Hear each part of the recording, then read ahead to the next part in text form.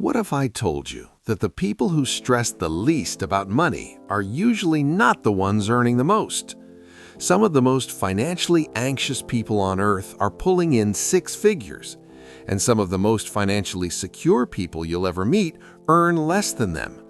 The difference isn't income, it's not luck, it's not even discipline in the way you think. It's something far simpler. And by the end of this video, you're going to see money completely differently. But before we get into it, welcome back to the channel. I'm Mr. Ben, and this is the place where we break down money in a way that actually makes sense for real life. No complicated jargon, no unrealistic advice, just honest and practical conversations about building financial stability from wherever you are right now. If you're new here, welcome, and do me a quick favor. Hit that subscribe button and tap the like button if this kind of content is what you've been looking for. It genuinely helps more people find these videos, and trust me, this one is worth staying for. Now let's get into it. Picture this. It's the 27th of the month, 3 days left until payday. You open your banking app, and somehow, after a decent salary, after working over 40 hours that week, after skipping dinner out twice, you've got less than you expected, again. You're not buying luxury, you're not being reckless, you're doing exactly what everyone told you to do. Work hard, spend wisely, save what's left. And yet the number staring back at you doesn't reflect the effort you've been putting in. Sound familiar? Here's what nobody tells you about that feeling. It's not a budgeting problem. It's not even really a spending problem. It's a design problem. Your financial life was never actually designed. It just happened, month by month, decision by decision, until one day you looked up and realized you're running on a treadmill that someone else built. Here's the part they leave out of every personal finance article. Most people manage their money reactively. Something comes in, something goes out. They respond to whatever life throws at them, the car repair, the birthday dinner, the subscription they forgot about. And the entire financial system, banks, brands, apps, is designed around that reactive behavior, because reactive people are profitable people. Think about it. The whole subscription economy is built on one psychological truth. Humans are terrible at tracking small, consistent outflows. You don't feel 2,000 naira leaving your account. You don't feel $9.99. But 12 of those, 18 of those, over a year, that's a flight. That's an emergency fund. That's 3 months of real financial momentum gone quietly and invisibly in the background of your life. This is what financial instability actually looks like for most people, not one big bad decision, 100 small, quiet ones that nobody ever stops to add up. So what do minimalist money rules actually mean? It's not about living on the bare minimum and cutting every joy from your life. That's a myth that keeps most people from ever starting. Think of it this way. Imagine your money is water. Every month, water flows into a tank. That's your income. Your tank has holes. Some are big and obvious, like rent, food, and transport. You know about those. Those aren't the real problem. The problem is the micro holes, the tiny, barely visible leaks at the bottom of the tank that you never think about because individually they don't seem to matter. Minimalist money rules are simply about this. You decide exactly where the holes go. Nothing leaks by accident. There's a concept in behavioral economics called passive spending. It's money that leaves your account without a conscious decision being made in that moment. It was decided once, maybe months ago, and it just keeps leaving on autopilot. The minimalist approach flips this entirely. Every outflow should be actively chosen, reviewed, and either confirmed or cut. Not obsessively, not every month, just once, properly, like a full audit of your own financial life.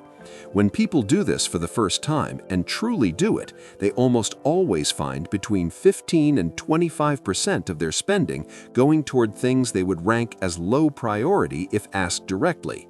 Not necessities, not genuine joys, just noise. But here's why we don't do this naturally, And this part matters. There's a well-documented cognitive bias called the set it and forget it trap.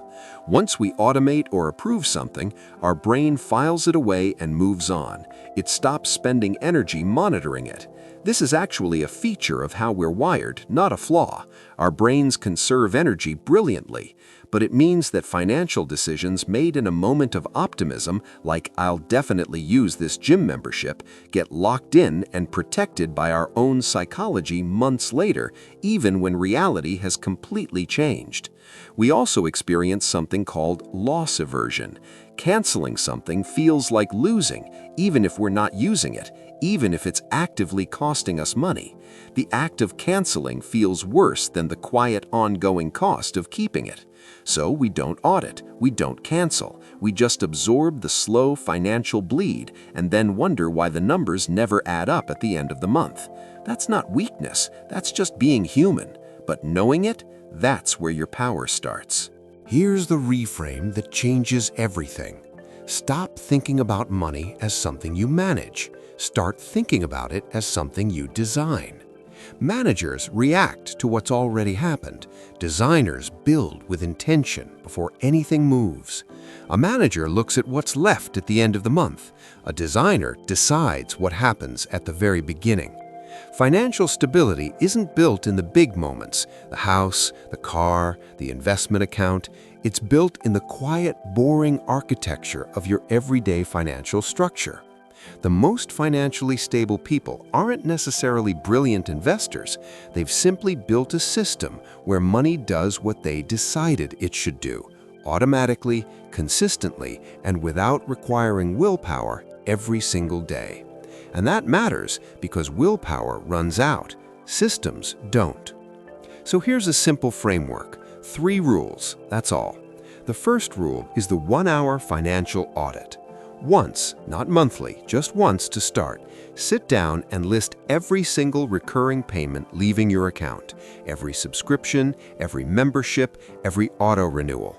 Then, beside each one, write a number. 1 means essential. 2 means genuinely valued. 3 means unclear or forgotten. Everything marked 3 gets canceled today, not tomorrow, today. You'll be surprised what's been hiding in that list for months. The second rule is to pay your future self first and do it immediately. The moment your income arrives, before you spend a single thing, a fixed percentage moves automatically into a separate account. It doesn't need to be a large percentage. Start at 5%. The amount matters far less than the habit. You are making your future self the first bill you pay every single month, and that shift in priority changes everything over time. The third rule is to give every remaining dollar, pound, or naira a job. This doesn't mean tracking every coffee or logging every snack. It means your money has categories with limits, not because you're restricting yourself, but because ambiguity is expensive. When money has no destination, it finds its own, and it usually finds somewhere you wouldn't have chosen.